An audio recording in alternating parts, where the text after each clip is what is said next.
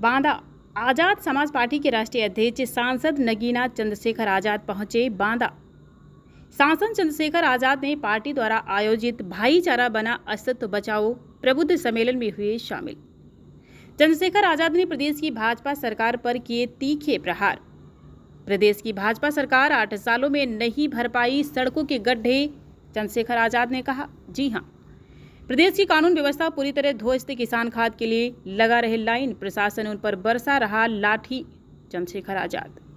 राहुल गांधी ने तो वोट के मुद्दे को आज उठाया है और हम पिछले 1.5 सालों से इस मुद्दे को लगातार उठा रहे हैं। चंद्रशेखर आजाद। प्रधानमंत्री नरेंद्र मोदी और उनकी विदेश नीति पर किया कटाक्ष। आजाद समाज पार्टी की सरकार अगर उत्तर प्रदेश में बनती है तो हर घर तक सुख सुविधा पहुंचेगी, सबको स्वाभिमान और सम्मान का जीवन मिलेगा, रोटी, कपड़ा और मकान, सुरक्षा और रोजगार सबको मिलेगा। यह गारंटी है आजाद समाज पार्टी की। चंद्रशेखर आजाद। शहर के एक मैरिज हाउस में पार्टी कार्यकर्ताओं को संबोधित करने के बाद सांसद नगीना मीडिया से हुए रूबरू। कार्यक्रम के बाद नगीना सांसद आजाद समाज पार्टी के राष्ट्रीय अध्यक्ष चंद्रशेखर आजाद ने सर्किट हाउस पहुंचकर पार्टी कार्यकर्ताओं नेताओं के साथ की बैठक में चंद्रशेखर आजाद ने 2027 विधानसभा चुनाव में पार्टी की जीत का मंत्र कार्यकर्ताओं को दिया। चंद्रशेखर आजाद रात 8 बजे संपर्क क्रांति ट्रेन से दिल्ली के लिए हो जाएंगे रवाना।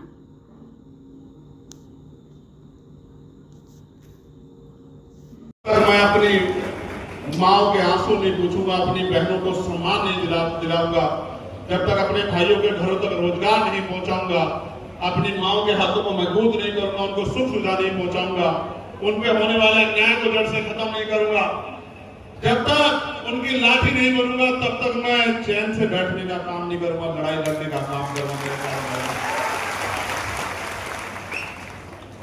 लड़ाई बहुत लंबी है प्यारे भाइयों।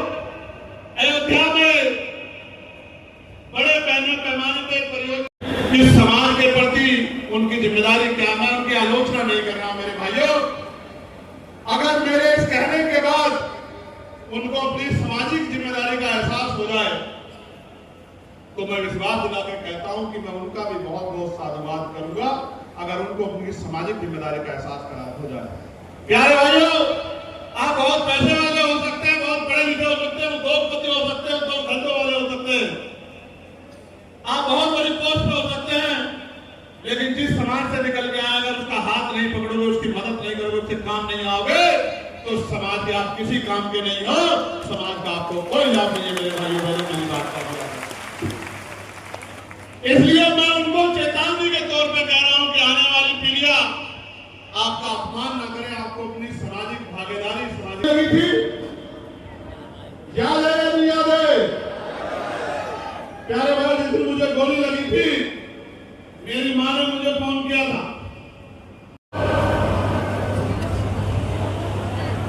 पहला जो बच्चा होता था उसको जड़ समाधि दी जाती थी,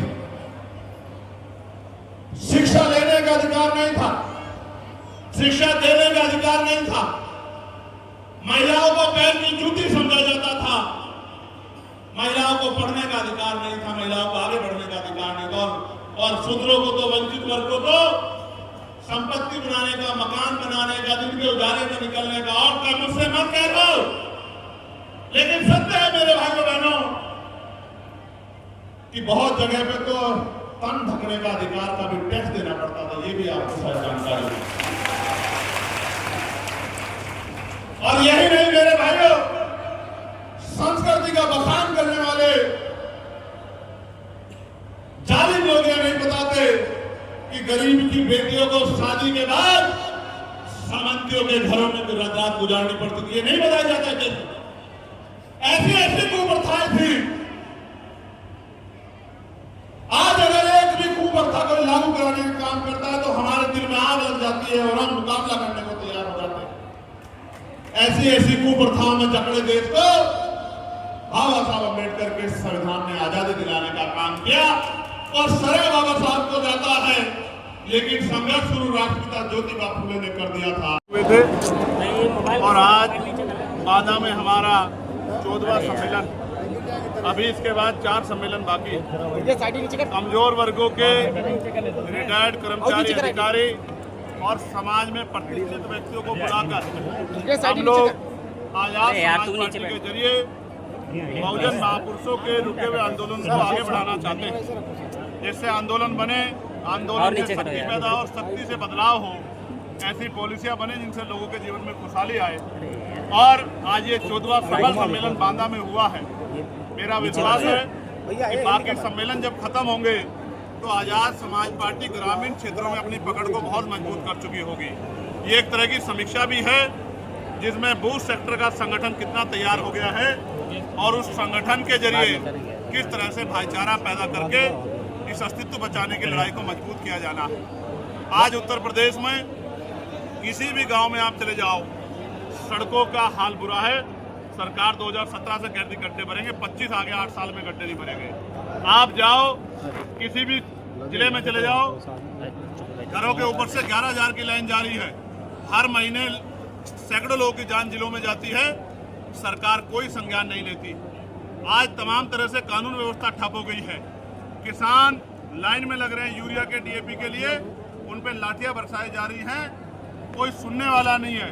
और जिस तरह से आउटसोर्सिंग पे जो कर्मचारी है, आशा आंगनबाड़ी बहनें हो, बहुजन माता बहनें हो, पीआरटी होमगार्ड के जवान हो, ग्राम पंचायत सहायक हो, रोजगार सेवक हो, वो वेतन वृद्धि के लिए आंदोलन कर रहे हैं, उनकी सुनवाई कोई नहीं हो रही है।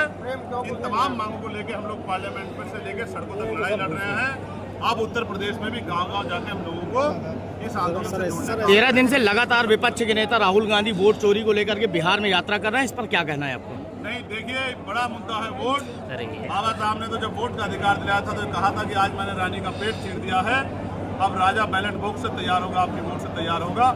वोट को लेकर लोगों के अंदर बड़ा गुस्सा है। किसी भी प्रकार का अगर वोट पे सवाल खड़ा होता है, जनता में आक्रोश होता है। पहले ईवीएम को लेकर कितने सवाल खड़े हुए हैं और अब वोट की चोरी पे सवाल खड़े हो रहे हैं। जिस बात को आज उठा रहे हैं, हम तो पिछले 1.5 साल से उसी बात को लेकर गांव-गांव जा रहे हैं कि अपनी वोट की रक्षा करो। और इसीलिए हमने सिर्फ समस्या नहीं बोली, हमने उसके समाधान के लिए वोट रक्षक, 4 वोट रक्षक जो है एक वार्ड में बनाने का निर्णय लिया है और पार्टी उस पर तेजी से काम भी कर रही है।